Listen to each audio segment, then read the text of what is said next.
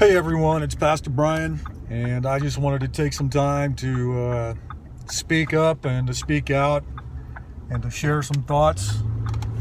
It's a crazy time in our world, and it's now a very crazy time in our nation, the United States of America, in light of all that took place Monday night in Minneapolis and Greg Floyd's death and how it came about. It is a very volatile and emotional and passionate time. A lot of emotions are generated by that. A lot of anger on my part, frustration, disgust, just a lot of question marks flying around in my mind and my head about why and how this is going on and why it happens and why it continues to happen. And so I'm just sharing from my heart, sharing from my mind today, just to be honest and say, I'm just trying to figure it all out. How do I respond and how do we respond?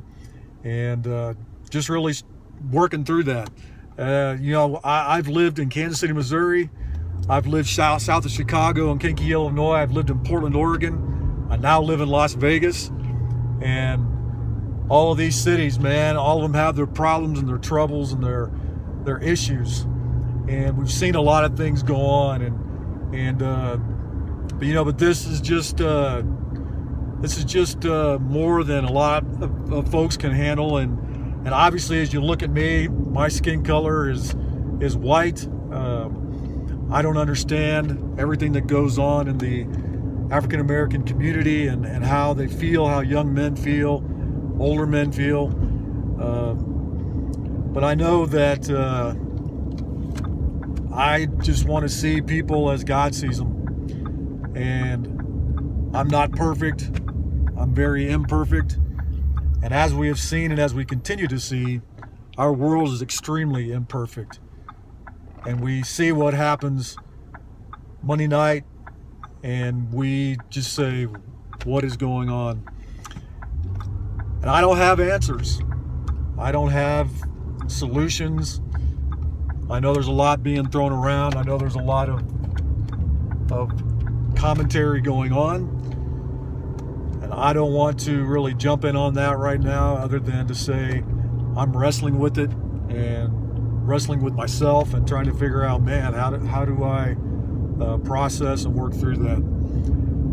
But I do know that coming from a biblical point of view, and some of you may or may not turn me off because I said that, but that's all right. But in Mark chapter 10, Jesus said these words about himself: the Son of Man has come not to be served, but to serve, to give his life as a ransom for many. And the issue that we're facing, folks, and the alley I'm going down today, is that we are sinful, imperfect people, and we try to live for ourselves and serve ourselves and not serve other people. And that right there blows things up.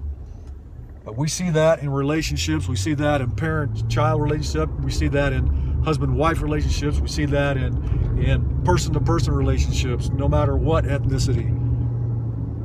And because we try to serve ourselves and because we think for ourselves, and we are to think for ourselves because we think about ourselves only and want to make sure that we're taken care of, we forget that there are other people out there. We forget that they are valuable. We forget that they matter. We forget that their life is as much important and has as much value as our own. And that's what takes place, and that's what's happening. And that's why we have these crazy, terrible, tragic, heartbreaking incidences. And so today, as a pastor, as a man, as a father, as a husband, as a neighbor, I just want to just say that I'm praying. I'm praying for myself, but I'm praying for those around me. I'm praying for Mr. Floyd's family. I'm praying for the city of Minneapolis. I have a good friend who's a pastor up there who's living in the middle of this right now. I'm praying for our own city of Las Vegas. Praying that God will heal hearts and change hearts, because that's the only thing that's going to change all of this. Maybe it sounds too simplistic. I understand it sounds simplistic, but I understand it's not simplistic. For God to get hold of someone's heart and to change them and their mind and how they see things, how they see people, is a miracle. And we have to be willing and ready to listen and to allow God to take charge of our life and to change us. And that's what I'm praying for. I'm praying for men and women, teenagers, children around our country and around our world, that they would see and understand that God loves them, that they matter, and that He calls them, He calls me to love one another.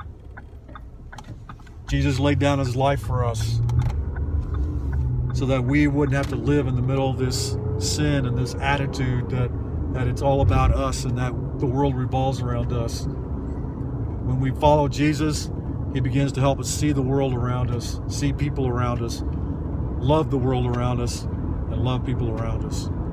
So I leave you with that today and ask that you'll pray with me and that we together can respond well, serve well, and love well.